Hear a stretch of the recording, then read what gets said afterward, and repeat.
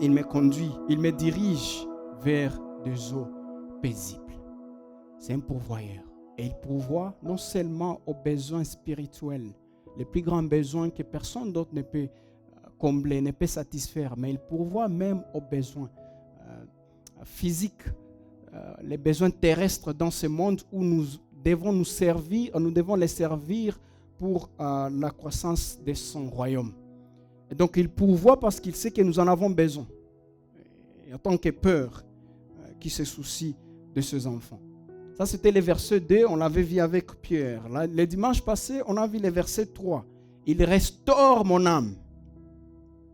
Il me conduit dans les sentiers de la justice à cause de son nom. À cause de sa gloire. Il les fait, on est assuré qu'il continuera à les faire. Ça, c'est David est en train d'écrire sa relation avec Dieu. Mais la bonne nouvelle est que ce n'est pas seulement David ou pour David que Dieu est le bon berger. Il peut aussi être votre berger. Ça ne se limite pas seulement pour David. D'ailleurs, c'est ce qu'il est pour tous ceux qui ont cru en Christ. Et comment Dieu peut devenir votre berger? Il n'est pas le berger de tout le monde. Il n'est pas le berger de tout homme sur cette terre.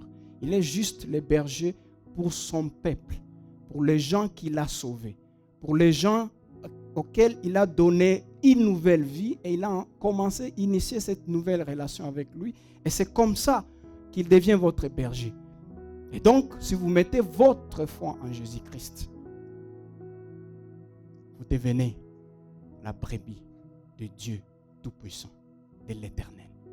C'est pourquoi Jésus pouvait même le dire, que j'ai d'autres brebis qui ne sont pas de ces troupeaux. Nous sommes dans Jean 10.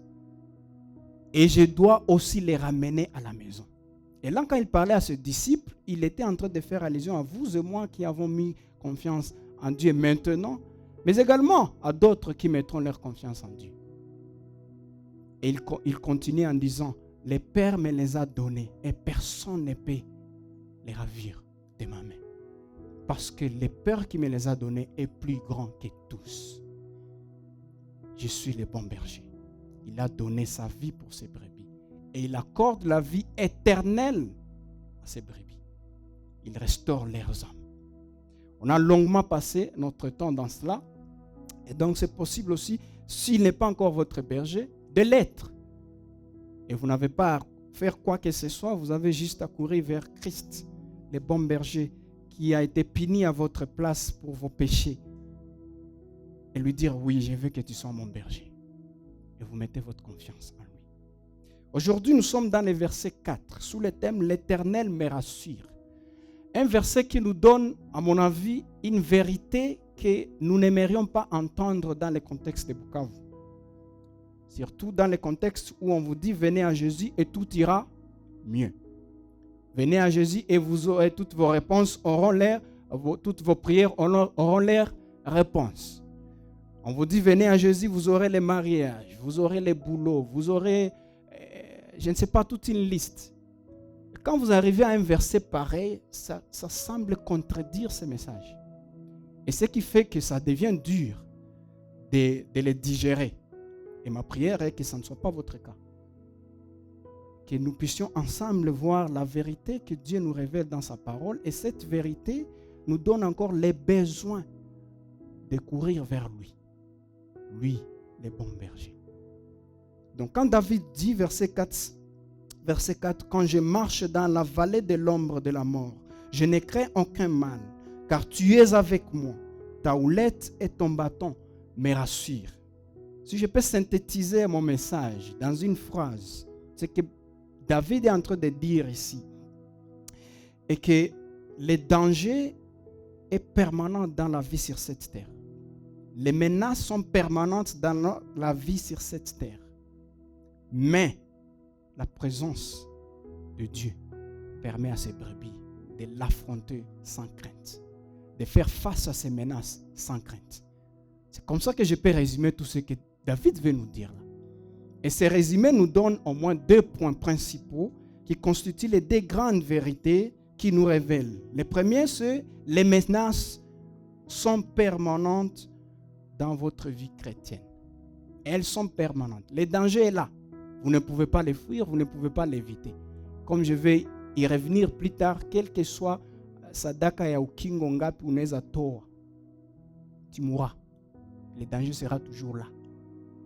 Quel que soit combien tu as donné l'offrande de protection, si d'ailleurs c'est biblique, je ne sais pas, ça ne va pas enlever les dangers. Ça ne va pas supprimer les menaces qui pèsent sur vous. Et deuxièmement, on va voir si ça, c'est ça la réalité. Comment on affronte ces menaces. Comment on marche dans ces menaces. Comment on marche dans ces dangers. On dit, vous n'êtes pas seul. La présence de Dieu vous rassure. Ainsi, dissipe votre Père. Et c'est ça mon objectif ce matin. Et qu'en étudiant ces textes, vous ne puissiez pas craindre quelles que soient les menaces qui pèsent sur votre vie. Vous ne puissiez pas craindre quels que soient les dangers auxquels vous faites face. Au mieux, de ne rien craindre comme jugement de Dieu qui vient parce que Christ l'a subi à votre place. Et comme nous étudions ces textes, j'aimerais que vous réfléchissiez. Faites-moi au moins une faveur. Choisissez au moins 2 choses ou 3, je ne sais pas. Ou peut-être une chose qui vous fait peur présentement. Qui constitue la menace de votre vie présentement. Et gardez cette chose ou cette situation dans votre tête. Le temps que je suis en train d'expliquer ce texte, ça peut vous permettre de comprendre la profondeur des paroles de David ici. Surtout dans notre monde aujourd'hui. Et je ne sais pas, après votre sélection, qu'est-ce qui vous vient en tête. Mais je vais juste citer quelques exemples. Ça peut être peut-être la perte d'emploi. Vous êtes en train de travailler et que peut-être les contrats marchent vers sa fin et vous avez peur. Si ce contrat n'est pas renouvelé, qu'est-ce qui va se passer? Qu'est-ce qui va arriver à ma famille? Peut-être c'est ce qui vous fait peur maintenant. Peut-être c'est ce qui vous met dans des inquiétudes maintenant. Pour d'autres, peut-être c'est la crainte de ne pas avoir plus d'argent dans le futur. Donc, votre situation paraît actuelle et tellement non satisfaisante financièrement et que vous craignez qu'elle ne s'améliore pas. Et vous vous demandez, et si les choses restaient telles qu'elles sont?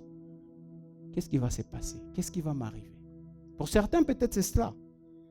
Pour d'autres, peut-être c'est mourir jeune. Vous avez tant de projets, des rêves, et vous commencez à vous demander, et si jamais je mourais aujourd'hui, avec mon âge, trop jeune, qu'est-ce qui va arriver à ces projets? Ça crée de la crainte, ça crée de la peur. Et peut-être votre prière, ça influence même votre prière, et vous commencez toujours à prier, Dieu protège-moi, Dieu protège-moi. Et comme on l'a toujours dit dans un langage qui, je pense, n'est pas biblique, peut-être c'est ça votre prière. Parce que vous avez peur de mourir jeune. D'autres, peut-être, vous avez peur de perdre l'un de vos parents. Peut-être vous demandez, ce que je suis maintenant, c'est à cause de ces parents. Et si je perds l'un d'eux, ou peut-être les deux, que va devenir ma vie? Peut-être c'est ce qui vous fait peur.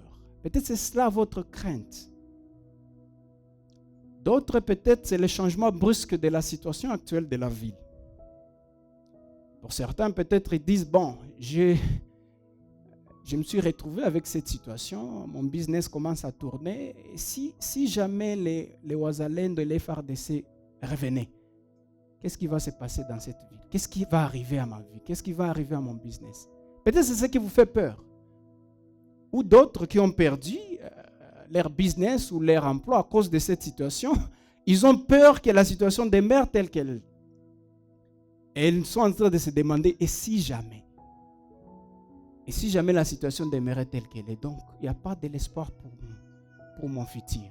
Et cela vous fait peur. Peut-être c'est cela pour certains. D'autres, c'est la reprise de l'année académique ou scolaire, et vous êtes en train de vous demander, et si j'échouais cette année? Et si j'ai manqué les Minerval ou les frais académiques cette année? Vous avez peur. Ce sont des situations qui vous poussent dans une situation d'inquiétude, d'incertitude, et ça crée de la peur. Et peut-être vous paniquez parfois. Je ne sais pas, je ne donne que des exemples, mais j'espère que vous avez déjà choisi une situation dans laquelle vous vous trouvez actuellement ou une situation que vous projetez pourra arriver qui vous plonge dans la peur. Pour d'autres, ça peut être peut-être, je ne trouverai pas, l'âge avance, je ne trouverai pas un partenaire du mariage. Et ça vous fait peur. Mon âge avance. C'est pas tata ou jambo. Et je me rends compte que c'est juste un farceur ou une farceuse.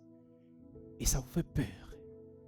Et si jamais j'atteignais tel âge sans mariage, qu'est-ce qui va m'arriver? Et si jamais moi qui suis dans cette relation, et si jamais ces partenaires me quittaient, qu'est-ce que je vais devenir?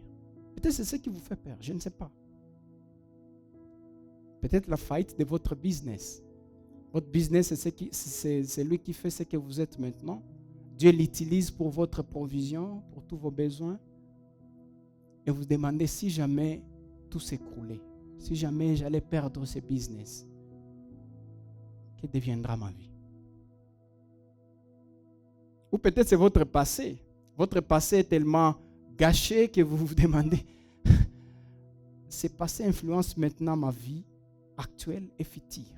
Et ça te fait peur que rien ne changera, que ta vie est devenue irréparable.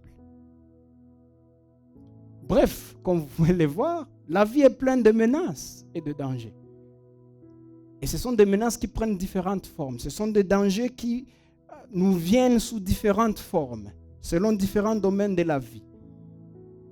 Et nous faisons donc face aux dangers d'une manière quotidienne. Qu'on le veuille ou pas, qu'on soit chrétien ou païen. Au mieux d'ailleurs, les chrétiens font plus face aux menaces que les non-croyants. Donc le danger est permanent. D'ailleurs, il y a un adage chez nous qui dit la mort est notre voisin. On dit que d'un moment à l'autre, vous pouvez même mourir. Tout ça est ensemble, si nous y quittons. Et demain, il y a de fortes chances que demain, on nous amène un message que tu es mort, que je suis mort. Donc c'est possible. La menace est toujours là, face à ce danger. Il y a une bonne nouvelle, que la présence de Dieu. Nous avons besoin de la présence de quelqu'un plus grand, plus puissant, qui contrôle toutes ces situations, qui contrôle tous ces événements, tous ces scénarios. Et c'est Dieu. Et la Bible nous dit, ces psaumes nous dit qu'il est avec ses brebis. Il marche avec vous. Ce n'est pas un berger, quand il voit la menace, il fouille comme un mercenaire. Non, il vous tient derrière la main pendant ces menaces, même si les menaces ne disparaissent pas. Mais au moins, il est avec vous. Et vous ne pouvez pas craindre. Et c'est ce que David nous dit. Quand je marche dans la vallée de l'ombre de la mort, je ne crains aucun mal, car tu es avec moi. Je ne crains aucun mal, pas parce que les choses vont s'améliorer. On l'a toujours dit chez nous, tu salis quelqu'un, on a quoi tout bien. Juste pour ne pas te dire que ça ne marche pas. Il dit, bon, ça ne marche pas, mais au moins, quoi tout bien. Ce n'est pas ça l'espoir de David ici. Lui, son espoir, son assurance, c'est que Dieu est avec moi. Que ça change ou pas, il est avec moi. Et ça me rassure. Et c'est ça le premier point. Première partie de notre verset. Quand je marche dans la vallée de l'ombre de la mort, le danger est permanent dans votre vie chrétienne. Premier point. Comment il est permanent? Vous allez noter, David ne dit pas si je marche. Il dit plutôt quand je marche. C'est certain. Quand je marche. Et puis il n'utilise pas le passé. Quand je marchais dans la vallée de l'ombre de la mort. Il dit quand je marche. Il ne dit même pas quand je marcherai. Il dit quand je marche. Mes chers étudiants qui sont ici, ils savent que le présent exprime une réalité permanente. Et même quand il a dit l'Éternel est mon berger, le présent qu'il utilise est mon berger, ça veut dire ce n'est pas qu'il a été mon berger, ce n'est pas qu'il sera mon berger, il est mon berger, il a été et il le sera. Donc c'est permanent. La même chose, il nous rappelle que l'homme marchait dans l'ombre dans la vallée de l'ombre de la mort, c'est une réalité permanente. Vous ne pouvez pas l'éviter. Donc nous devons faire attention à ces messages qui vous disent toujours venez à Christ et tout ira bien. Non. Il dit quand je marche. Le problème avec de tels messages est que quand vous allez marcher, et peut-être vous êtes en train de marcher maintenant dans la vallée de l'ombre de la mort, quand ça arrive, qu'est-ce qui se passe? Panique. Vous doutez encore de l'amour de Dieu. Et ceux qui vous ont proclamé ces messages, malheureusement, changent.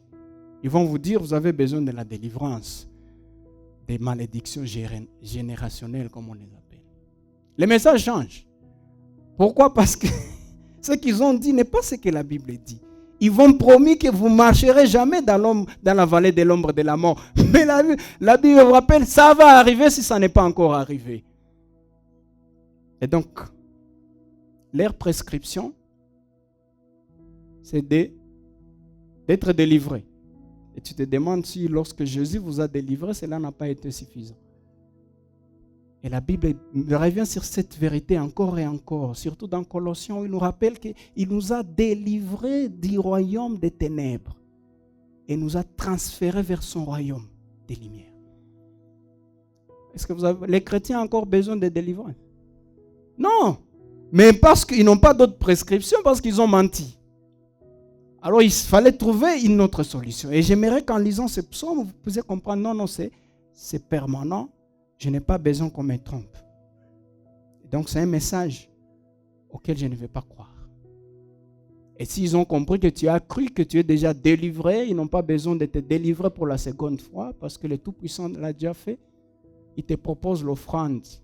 Il y a Okingo. Sadaka Okingo. Il dit, ah non, vous voyez, les dangers viennent.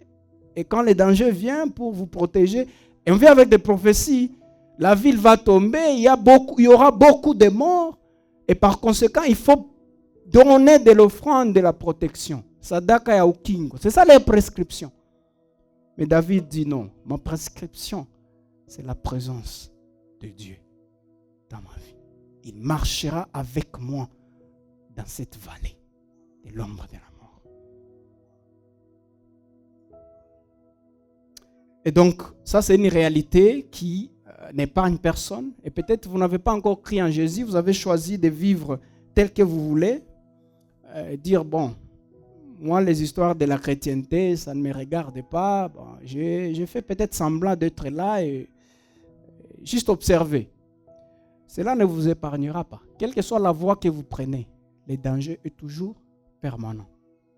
Que vous preniez la voie du salut, que vous preniez la voie